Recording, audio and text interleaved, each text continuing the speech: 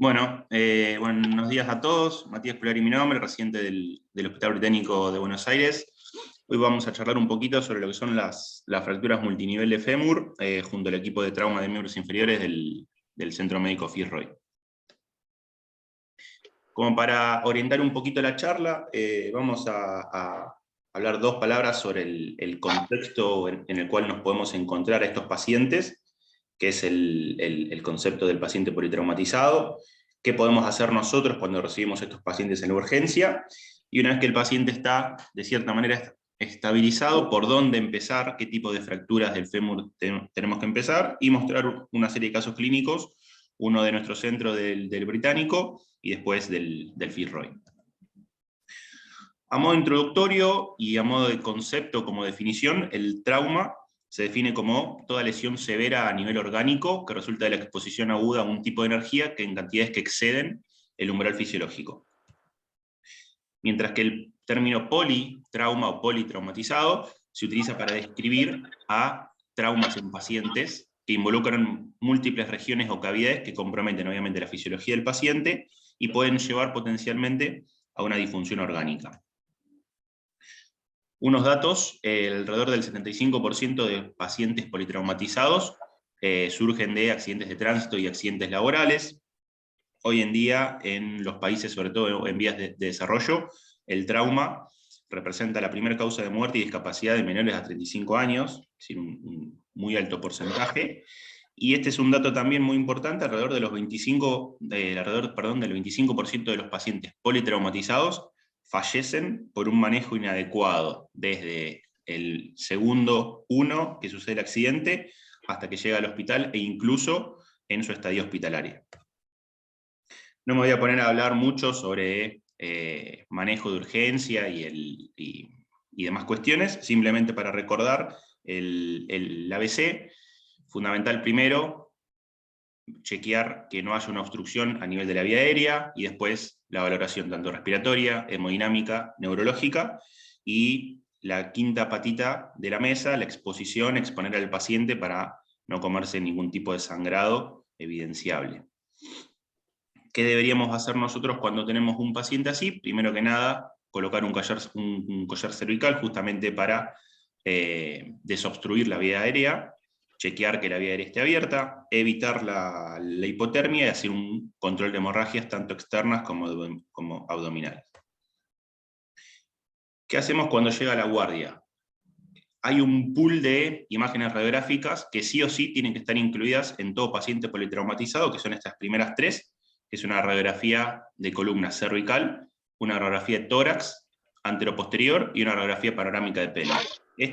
Estas tres imágenes tienen que estar sí o sí en cualquier paciente politraumatizado que recibimos nosotros en la guardia, y si el paciente es pasible de hacer cierta anamnesis, o luego de un primer vistazo nuestro del paciente, complementar con el resto de las imágenes que nosotros pensamos que pueda tener el paciente también comprometido.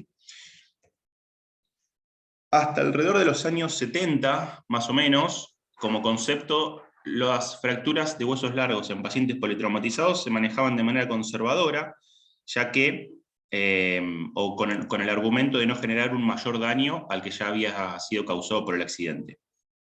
Alrededor de los años 80 surge este concepto, que es el Early Total Care, donde conceptualmente había que estabilizar los huesos largos dentro de las primeras 48 horas, con el objetivo, o los que defendían esta teoría, decían que iba a estar menos tiempo en terapia, pero con el correr de los años se vio que había un alto índice de complicaciones respiratorias postquirúrgicas en estos pacientes. En los años 90 surge otro concepto, que es el concepto de control de daño, que es un concepto que surge sobre todo en la Marina de los Estados Unidos, donde el objetivo de ellos era mantener, como se dice, a flote el barco, hacer todas aquellas acciones como para que el barco no se hunda. Aplicado a lo que es la ortopedia, este concepto de control de daño, en primera medida lo que yo busco es salvar la vida del paciente. Ese es el primer objetivo que tenemos que tener en la cabeza. Ahora, como acciones secundarias, lo que tenemos que hacer es, en primera medida, controlar las hemorragias, estabilizar de manera temporal al paciente y hacer un buen manejo de partes blandas. Una vez que yo logro este primer paso, monitorearlo en terapia intensiva, y finalmente, cuando el paciente está estable, hacerle la estabilización definitiva. Entonces, este concepto lo que me dice es que el trauma es un primer impacto que genera un alto índice de parámetros inflamatorios, por lo tanto, mi primera acción es no generarle más daño al paciente, por lo tanto, tengo que actuar rápido, generar acciones que generen un bajo sangrado y que sean muy poco invasivas, sugiriendo la colocación de algún tutor externo o tracción esquelética en aquellas fracturas que lo requieran.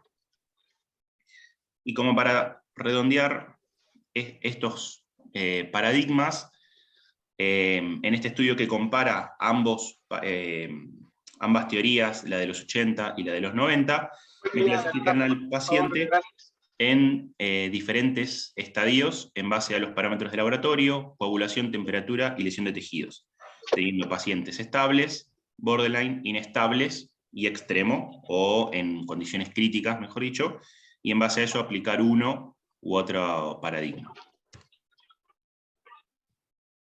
Bien, bueno, metiéndonos ahora un poquito en lo que son las fracturas multinivel de fémur específicamente, representan alrededor del 1 al 9% dentro de las fracturas de diáfisis femoral, suelen darse en pacientes jóvenes por traumatismos de alta energía, alrededor de un 50% presentan lesiones de rodilla asociadas, e incluso hasta un 100% van a presentar lesiones asociadas extra al fémur.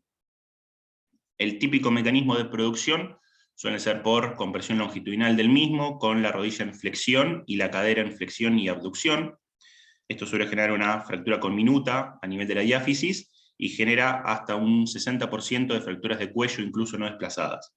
Sin embargo, entre el 20 y el 50% de estas fracturas a nivel de la cabeza son no diagnosticadas.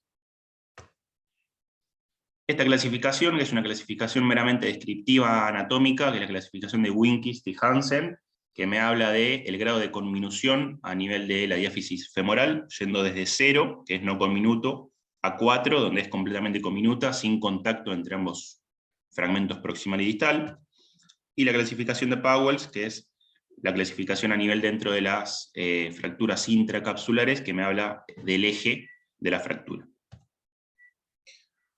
Asociando un poco lo que mencioné previamente, de las fracturas de cabeza femoral, o de cuello, mejor dicho, femoral no diagnosticadas, en el 2007 surge este protocolo, que es un protocolo conocido, que es el protocolo de Tornetta, donde en aquellos pacientes donde yo diagnostico una fractura de diáfisis femoral, tengo que hacer una serie de estudios para descartar que no tenga una fractura de cuello asociada, donde inicialmente son unas radiografías de ambas caderas con rotación interna, solamente un frente, tomografías a nivel del cuello femoral con cortes a 2 milímetros, y en el postoperatorio hacer una radioscopía intraoperatoria y radiografías de frente y perfil en el post inmediato. Pero en el año 2020 surge otro protocolo, que es el protocolo de Rogers, que en vez de utilizar tomografía, utiliza resonancia. En el estudio original usó 39 pacientes con fracturas de diáfisis femoral. De estos 39 hubo 2 que diagnosticaron directamente con radiografía el cuello femoral, por lo tanto no entraron en el protocolo, y de los 37 pacientes restantes, a todos se los sometió a una tomografía con cortes a 2 milímetros, no encontrando ninguna fractura. Lo que utilizó Rogers es una resonancia con ellos lo llaman una resonancia rápida, o de secuencias rápidas, que no dura más de 10 minutos, solamente con cortes coronales en T1 y STIR. Y de esos 37 pacientes que entraron al protocolo, encontraron 4 que tenían fracturas a nivel del cuello femoral que no habían sido diagnosticadas por tomografía. Cosas como para tener en cuenta y ver si es posible de aplicar en un futuro, ya que aumenta mucho la incidencia a comparación del protocolo de Tornetta. Entonces, ¿qué hacemos primero cuando tenemos una fractura multinivel de fémur?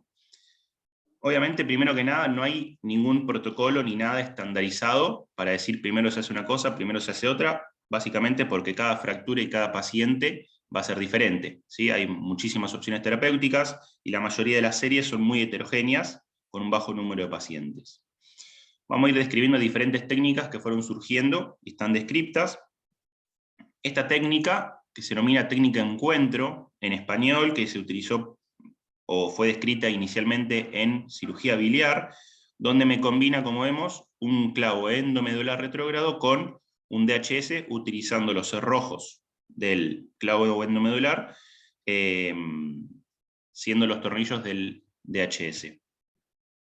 Otra de las combinaciones posibles es utilizar un solo implante, con un clavo cefalomedular, que me consolide tanto la cabeza del fémur como la diáfisis femoral, o dos implantes por separado. Vamos a ir desglosando un poquito estas cuestiones. Hay un concepto que es el fragmento key o fragmento clave, que es este fragmento flotante que me queda entre el fragmento proximal y fragmento distal, donde conceptualmente este fragmento suele requerir una cierta estabilidad rotacional, siendo clave para la consolidación posterior de la fractura. También los artículos me hablan de este fragmento, el fragmento más proximal, puede tener un valgo tolerable, no así un varo tolerable, y en aquellos pacientes que se consideran monotrauma, es decir, donde tienen solo compromiso del fémur sin otra alteración de gravedad, hay que arrancar desde la diáfisis y luego el cuello. Mientras que en aquellos pacientes politraumatizados, lo que primero deberíamos hacer es controlar el daño, es decir, estabilizar el fragmento distal de una manera poco cruenta, estabilizar la fractura de la cabeza del fémur, y en un segundo tiempo, la estabilización definitiva diafisaria. Las ventajas que tiene esto es que son fácil estabilizaciones, la reducción se hace paso a paso, y disminuye el tiempo quirúrgico en agudo. Ahora bien, si el fragmento distal, si el fragmento proximal está desplazado, los artículos me hablan que lo que primero debo hacer y reducir es el fragmento distal, de manera interna. Ahora, si el fragmento proximal está no desplazado, lo que primero tengo que reducir es esto, para evitar un desplazamiento secundario intraquirúrgico. Ahora, ¿cuáles son ventajas o desventajas de utilizar un implante? La desventaja que tiene utilizar un implante es que aumenta la inestabilidad, ya que no se ajusta correctamente o puede no ajustarse correctamente al canal femoral y no me garantiza la estabilidad rotacional de este fragmento clave, como mencionaba previamente. ¿Qué opciones tengo para mejorar esta estabilidad? Por un lado, puedo agregarle un cerclaje, siempre y cuando aquellas fracturas que sean espirales u oblicuas, o una placa de osteosíntesis monocortical para aumentar justamente esta estabilidad rotacional. Ahora, ¿cuándo puedo utilizar dos implantes? En aquellas fracturas, sobre todo a nivel de la cabeza femoral sin desplazamiento, utilizando unos canulados de 6,5, que pueden ser 2 o 3, y utilizando un clavo retrógrado de fémur en aquellas fracturas que comprometan los 3/5 de la diáfisis femoral, realizando primero el clavo y segundo los canulados.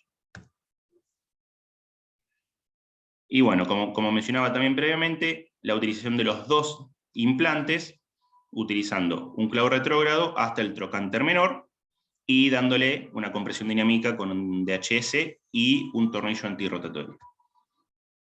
¿Cuándo puedo utilizar DHS? Siempre y cuando tenga la pared medial intacta. Estos DHS tienen ventajas cuando los trazos son laterales, y si la fractura a nivel de la cabeza femoral es no desplazada, hago primero el DHS. Ahora, si es desplazada, hago primero la diáfisis y posteriormente el DHS. Y este tornillo antirrotatorio, que lo mencioné previamente, en aquellas fracturas a nivel del cuello femoral, me van a aumentar la estabilidad rotacional, logrando un discreto valgo femoral, mejor dicho, y me evitan la rotación de la cabeza mientras se va colocando el DHS. Bien, bueno, este es un caso de nuestro centro, del Hospital Británico. Se trata de un paciente de sexo masculino de 32 años, femenino, tuvo un accidente moto versus auto. Primero fue estabilizado en otro centro, como vemos se le colocó una tracción esquelética. Este es el estado de las partes blandas cuando lo recibimos, y estas son las radiografías a nivel de la cadera, frente con rotación interna, y se aplicó el protocolo de Tornetta evidenciando una fractura a nivel del cuello femoral. No sé si los chicos del Fitzroy quieren aportar algo, decir qué harían, qué no harían. Estos son los estudios que tenemos.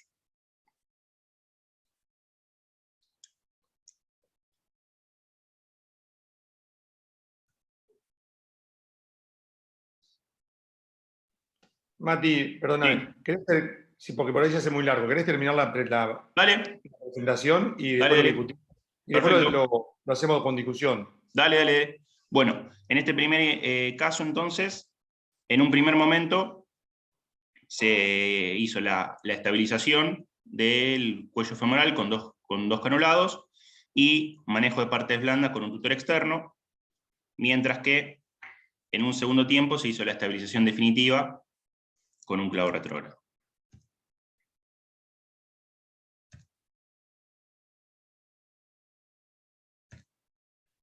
Bien, estos son algunos casos del Fitzroy, de paciente sexo masculino, 38 años. Como primera medida llega con esta fractura a nivel del cuello femoral, diafisaria y supracondilia. Vemos cómo se redujo. Primero, con unos canulados a nivel de la diáfisis distal. Después se colocó un clavo cefalomedular anterógrado.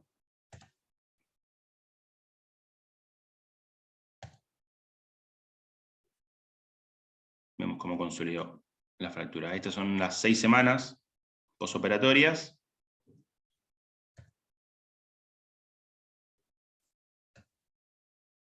Y estos son los 3 meses posoperatorios.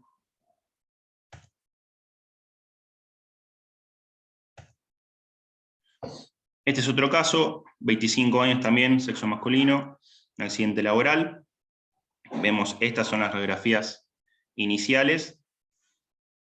Con la tomografía vemos grave compromiso rotuliano, diafisario distal. También tenía comprometida la tibia. Se le hizo una tomografía donde vemos también un compromiso a nivel supracetabular. Entonces, como primer manejo, se colocó un clavo anterógrado, una placa por externo para consolidar la fractura supracondilia en un primer tiempo, como vemos acá. Y en un segundo tiempo, o mejor dicho, al mes, en un segundo tiempo, se hizo la corrección rotuliana, la estabilización de la tibia y supracetabular.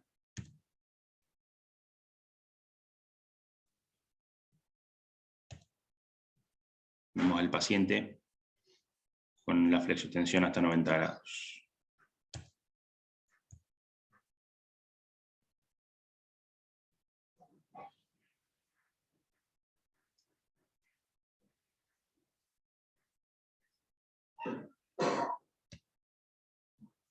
Y este es otro caso, también paciente de sexo masculino, acude con, o mejor dicho, presenta estas radiografías inicialmente, donde vemos una fractura a nivel del trocánter mayor y una fractura diafisaria distal del fémur.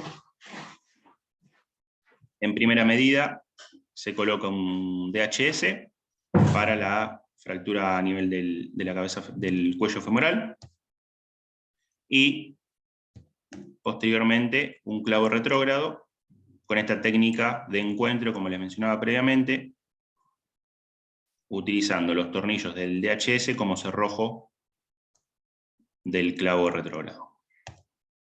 Y después el tornillo antirrotatorio, como mencioné previamente, para evitar la rotación de la cabeza femoral.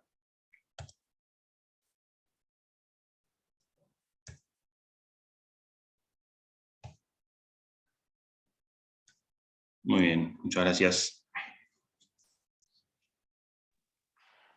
Muchas gracias, Matías. Muy buena la presentación, lindo lo